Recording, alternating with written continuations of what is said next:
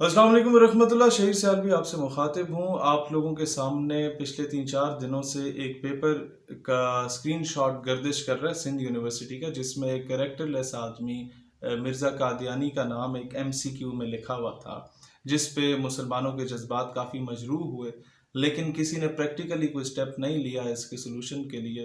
और बजाय इसके कि हम इस पे सियासत करते या हम जो है वो कोई और काम करते, हमने यही बेहतर समझा जो थ्रू प्रॉपर चैनल था कि इसका सोल्यूशन भी निकाला जाए, रिजल्ट ओरिएंटेड चीज़ भी हो, और जिससे मुसलमानों को, पाकिस्तानियों को फ़ायदा भी हो। हमारी ये जो जनरेशन यूनिवर्सिटी में पढ़ रही है, इसको भी फ़ायदा हो, जो मुस्तकबिल के फ़ौजी अफसर हैं या मुस्तकबिल के इंजीनियर हैं, डॉक्टर हैं, सियासतदान हैं या वकील हैं, इनको कुछ सीखने को मिले यहाँ से कि यार असल मामला क्या है।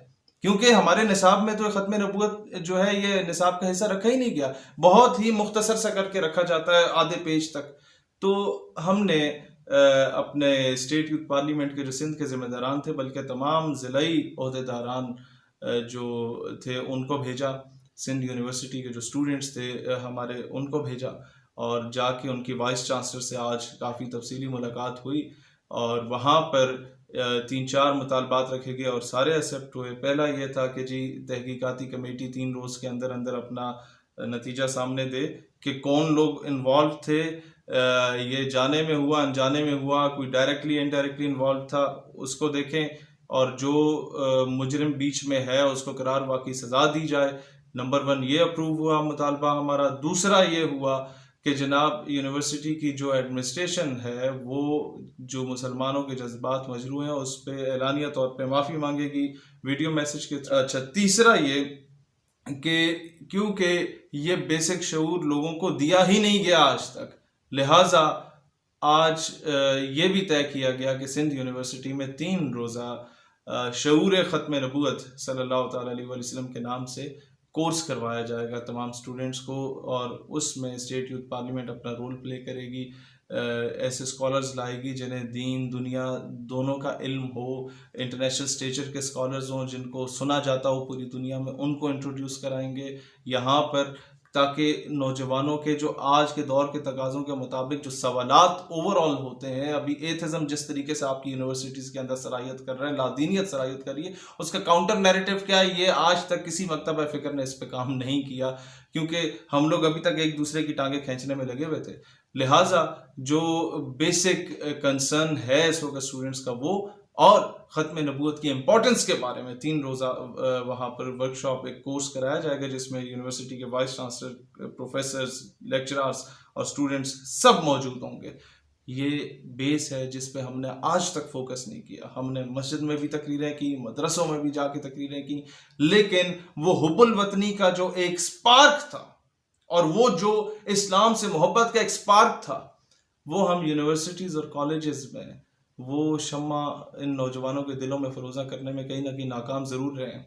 तभी हमारे सिस्टम में वो तड़प मौजूद नहीं रही। आज तक निसाब तालीम हमारा हाईजैक रहा, and the least what you can do for your country वो ये है कि मैं तो 8 साल दरवाजे खटखटाता रहा तमाम एजुकेशनल बोर्ड्स के, HEC के, एजुकेशन मिनिस्टर्स के, कि यार हमारा तालीमी निसाब जो है वो हमारी कौम पे इतना एहसान कर लो कि हाईजैक हो चुका हमारा तालीमी निसाब, इस कौम की शनाख्त उससे वापस लौटा दो। और वो शनाख्त क्या है कि आप सिंड्रेला पढ़ा लेते हैं, मिस्टर चिप्स पढ़ा लेते हैं, कि कैथरीन मर गई तो ये भी मर गया, आपने वो ऑलिवर ट्विस्ट भी पढ़ा दिया, आपने शेक्सपियर भी पढ़ा दिया, बहुत अच्छी बात है।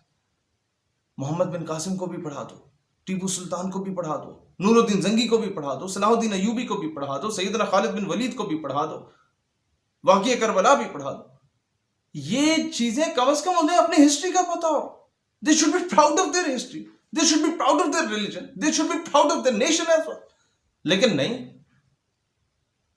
तो हम लोगों ने क्या किया, 8 साल ये दरवाजे खटखटाने के बाद जब हमने देखा कि कोई रिस्पांस नहीं मिल रहा, हमने खुद नजरियात के नाम से एक बुक लिखी 100 सफ़ात पे, उसमें ये सारे टॉपिक्स इंक्लूड किए, और 70-80 हज़ार किताबें अभी तक हम फ्री में डिस्ट्रीब्यूट कर चुके हैं तमाम यूनिवर्सिटीज और कॉलेजेस में। This is the least what we can do for our country, जिसमें यह बताया गया कि फिरका वारियत एक लानत बन चुकी है, जो आपको डिवाइड एंड रूल की पॉलिसी पर पूरी कौम को तकसीम कर दिया गया।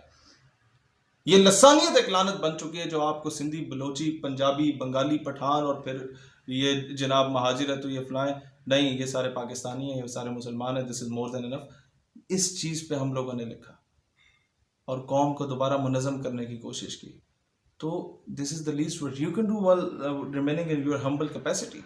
तो इस तरह के काम करें तमाम नज़रियाती लोग, ताकि उसके कोई पॉजिटिव रिजल्ट्स निकलें। तो इस तरह के मामलों पे लोगों ने सियासतें चमकाई हैं, प्रैक्टिकली किसी ने नहीं किया। तो अब प्रैक्टिकल करने का वक्त है। पाकिस्तान हमेशा जिंदाबाद।